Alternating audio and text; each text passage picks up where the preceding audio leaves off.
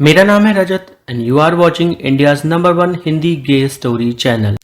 Amritansh Pathan uncle के सीने से अपना सर लगाकर पूरा उन्हीं के बदन पर लेटा हुआ था और पठान अंकल अमृतांश को अपनी बाहों में थामे हुए थे। अमृतांश को उनसे बेहद प्यार था और पठान अंकल को तो अमृतांश हमेशा से पसंद था। वो तो उसे बेहद चाहते थे। उसके लिए उन्होंने ना जाने क्या क्या किया था।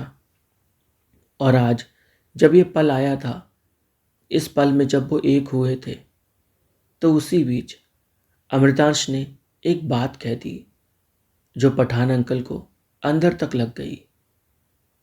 पठान अंकल अमृतांश से बोल रहे थे कि तुम किसी और से प्यार कर सकते हो आगे, मैंने तुम्हें बांधा नहीं है।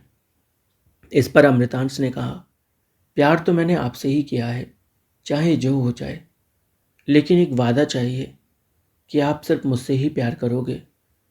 मैं थोड़े दिनों में कॉलेज जाने वाला हूँ, यहाँ से दूर। तब क्या करोगे आप? क्या आप मेरे साथ आओगे? अमृतांश की बात सुनकर पठान अंकल थोड़ा हिल गए। उन्हें नहीं पता था कि अमृतांश बाहर जाने वाला है। उन्होंने अमृतांश को कसकर अपनी बाहों में भर लिया और अमृतांश से बोले, तुमसे किसने कहा कि तुम बाहर जाने वाले हो? तुम्हारे पापा तुम्हें परमिशन नहीं देंगे। अमृतांश बोला, परमिशन की बात ही नहीं है। ये फैसला मेरा नहीं है, ये पापा का फैसला है कि मैं बाहर जाऊं, बाहर जाकर पढ़ाई करूं। ये सुनकर पठान अंकल की आंखों से आंसू बह निकले। अमृतांश ने जब उनके चेहरे की ओर देखा तो उसने फट से उनके आंसू पोंछे और बोला, आप रो नहीं, प्लीज़ रो नहीं। कोई तो रास्ता निकालो ना कि हम दोनों साथ रह सकें। सोचो कुछ। पठान अंकल काफ़ी देर तक सोचते रहे पर उनके आंसू नहीं रुक रहे थे। इस पर अमृतांश ने उनको बिठाया और फिर उनकी गोद में बैठ गया। पठान अंकल हिलडुल रहे थे बहुत ज़्यादा। अमृतांश ने उनको काबू करने की कोशिश की और उन्हें कसकर अपने सीने से लगा लिया। पठान अंकल ने भी अपनी आंखें बंद कर लीं। अमृतांश उन्हें प्यार से समझा रहा था कि प्यार में दूरी जैसा कुछ नहीं। अगर हम सच्चा प्यार करते हैं तो हम मीलों दूर बैठकर भी एक दूसरे से बहुत प्यार कर सकते हैं।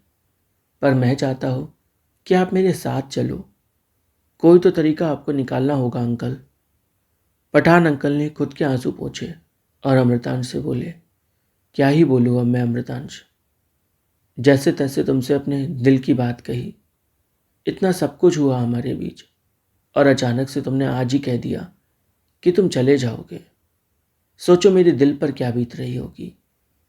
मैं समझ सकता हूँ आपके दिल पर क्या बीत रही है अंकल, अमृतांश ने कहा।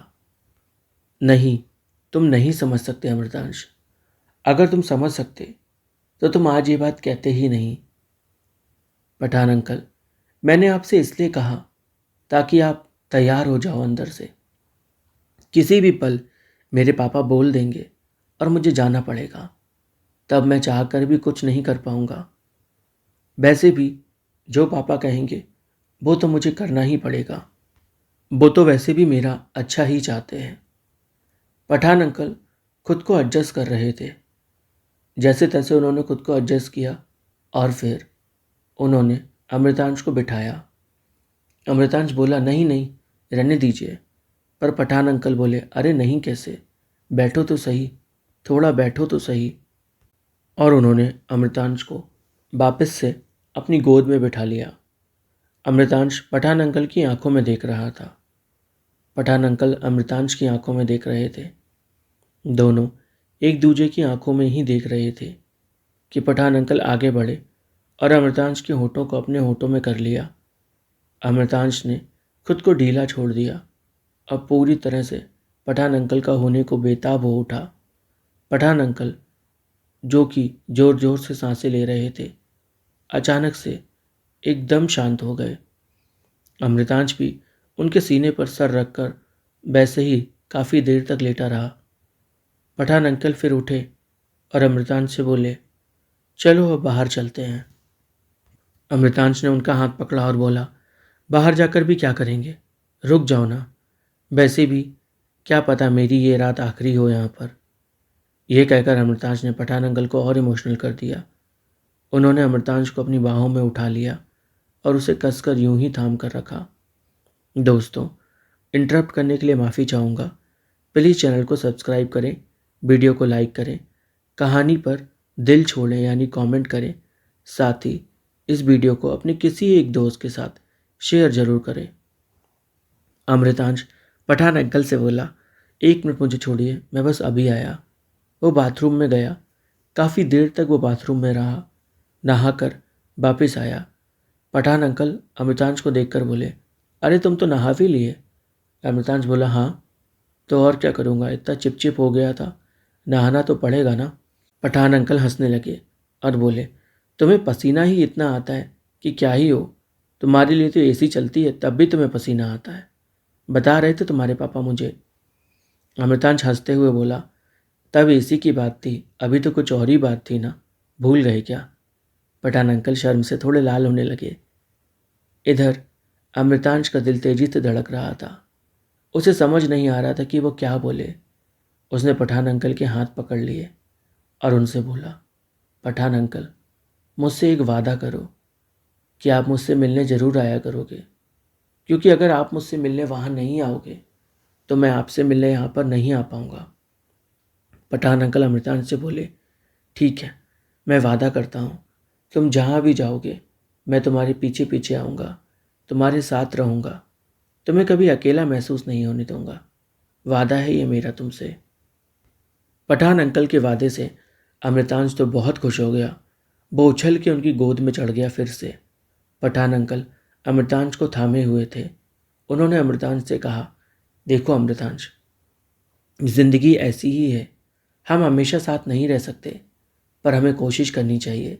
जितने भी पल हम साथ रहें, खुशी से रहें, हमारे बीच प्यार रहे, मोहब्बत रहे, थोड़ी मौज मस्ती भी रहे।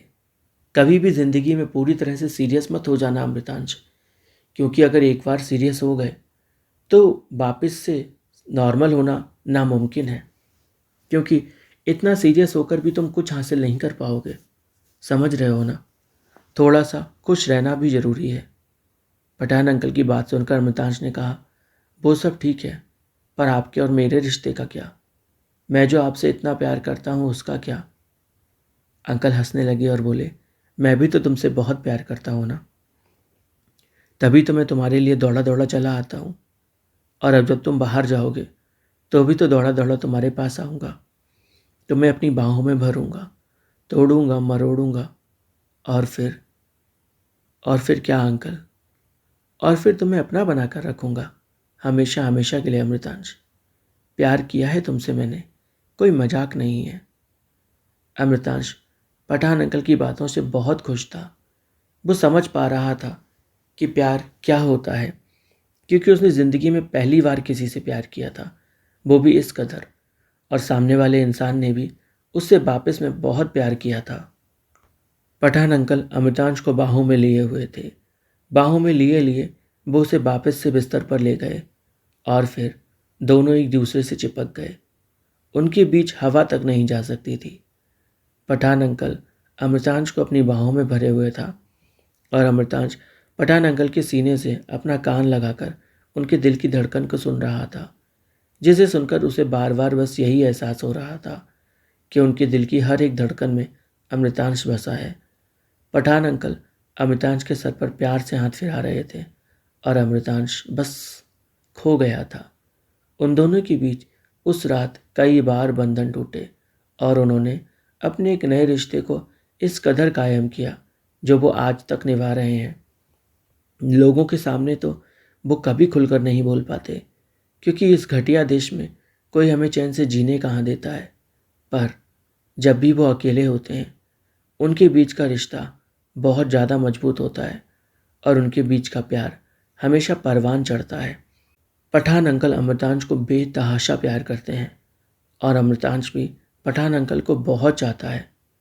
पठान अंकल ने कभी शादी नहीं की और जब अमृतांश की शादी की उम्र आई उसके घर वालों ने मजबूर किया, पर अमृतांश ने भी शादी नहीं की। उस समय वो सब कुछ सच बोल देना चाहता था, पर वो नहीं बोल पाया, लेकिन उसने अपने रिश्ते को हमेशा बना कर रखा। जिससे प्यार किया उसके साथ अपने रिश्ते को उसने जरूर निभाया। यही खास था उनके बीच।